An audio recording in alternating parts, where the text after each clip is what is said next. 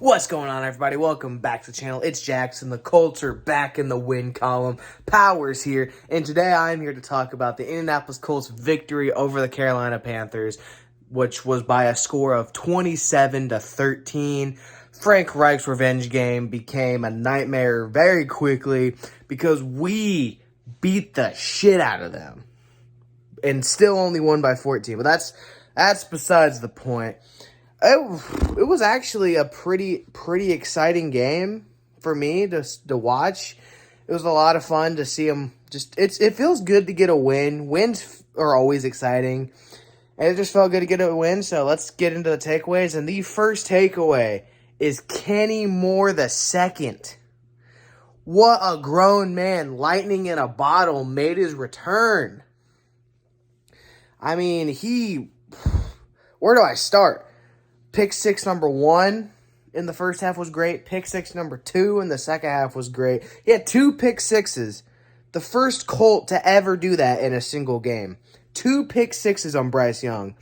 And both of them were pretty significant to the game. I mean, that was 2 touchdowns right there. The Panthers only scored 1 touchdown, and our offense only scored 1 touchdown. So Kenny Moore had the same amount of touchdowns as both offenses combined.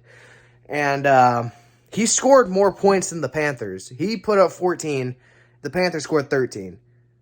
Like, Kenny Moore single-handedly won us the game yesterday. And it was just awesome to see. Like, that was 2021 Kenny Moore. That's the Kenny Moore we've been waiting on. Kenny Moore's actually been having a very good season. Like, it's been sneaky good, but it's been a great season nonetheless. And this week, getting 2 pick sixes in the same game, just insane. He also had 8 tackles on top of that.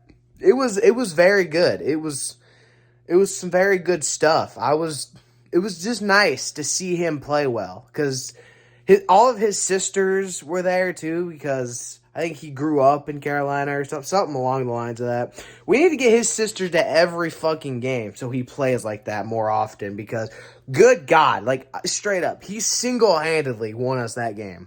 And when I'm talking about Kenny Moore, I have to talk about the defense, which is my next takeaway. The defense finally showed up. And I don't know how much of that was because the Panthers' offense is just fucking terrible. Probably most of it, but the defense was just incredible. That was hands down the best defensive game the Colts have played all year. Like, only rivaled by the Baltimore game. Other than that, like, this was the best game that the Colts defense has played all year. This is the defense that we need to be good. This is the defense. If we would have had this defense the last 3 weeks, we would have a winning record right now. We would not be 4-5. We would have had 3 more wins on our shit, and we would have been 7-2. Maybe. Probably not. But, it would have really helped. And like I said, a lot of that could just be because of how awful the Panthers' offense is and just Bryce Young not being ready for the NFL yet. Because, I mean, our defense had 3 picks. I think it was 4 sacks.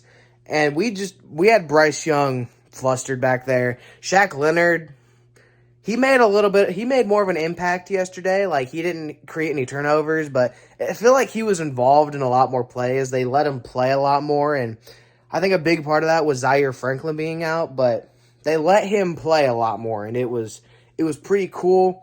And my only gripe is that they did let the Panthers score a touchdown when they had a 20-3 lead.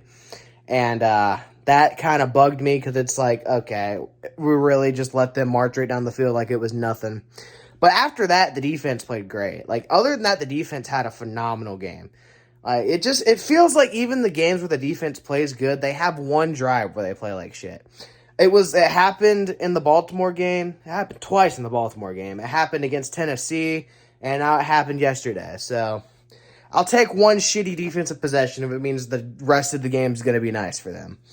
Because I was very happy with how the defense played. I mean, 14 points off of turnovers, and they created it themselves. Like, I think Kenny Moore I forgot to mention this earlier, I think he was so sick of our offense not capitalizing on turnovers that he just decided to take matters into his own hands and just get 2 pick sixes.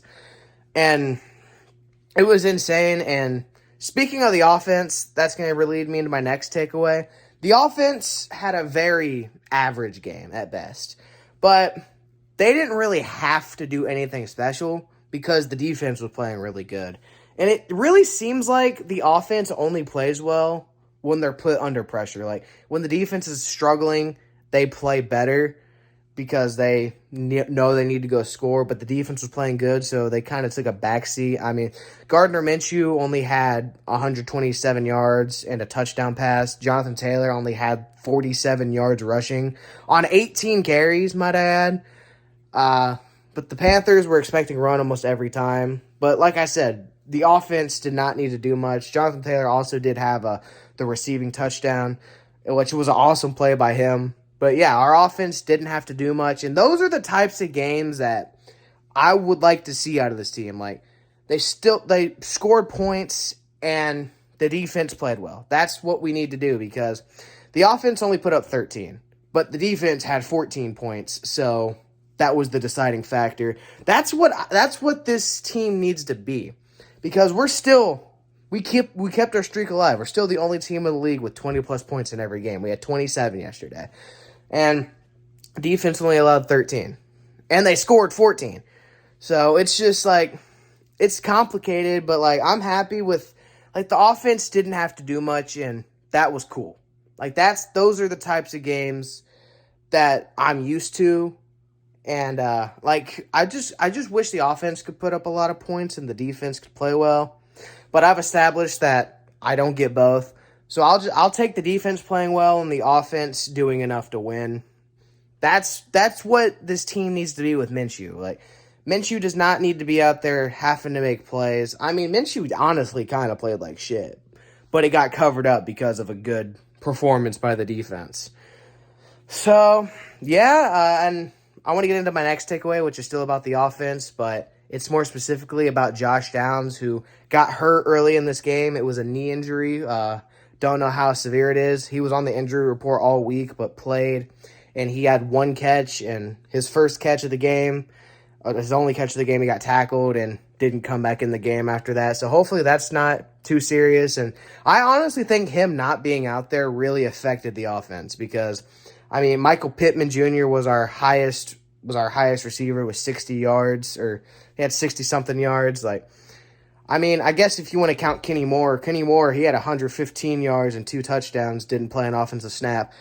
But I'm going to bring up Kenny Moore every chance I get, because that was just the best performance I've seen out of him my entire time being a Colts fan and seeing him on the field. So, yeah, I think Josh Downs being out definitely hurt, but it's whatever. I think he'll end up being fine, and this team fully healthy is going to be dangerous, because it really looks like they're starting to figure things out. They're getting their identity. Shane Steichen's really getting the guys to rally. And did we win because it's a shitty Panthers team? Probably, but we're still winning the Super Bowl. Either way, though, I do want to give a shout-out to Matt Gay. He made a 57-yard field goal, so shout-out to him. I didn't want to go with the whole video without mentioning that, but now it's time to name the game MVP, and, I mean, it's obvious. It's Kenny Moore. 2 pick sixes single-handedly is the reason we won the game. Kenny Moore easily deserves the game MVP this week. The play of the game, I think, has to be his... But honestly, it's a tie between both of his pick sixes, because they were both pretty impressive. So, yeah. Next week, we play the Patriots in Germany. That is going to be at 9:30 Eastern time, or Eastern Standard. So I get to wake up extra early next Sunday. I honestly consider just recording it, avoiding all spoilers, and then just watching it at 1 or when I wake up. But I'm probably not going to do that. I'll probably end up waking up at 9 to watch it. But it's gonna be interesting. I'm kind of glad they play early, because if they lose, get the misery out of the way early. But it's definitely a game we can win. The Patriots are having a down year, And, yeah, it's going to be very interesting to see. But with that being said, thank you guys so much for watching this video. If you guys liked it, don't forget to like, comment, and subscribe. And turn on the bell notifications and for everything in the description box. I'll see you guys next time. Bye.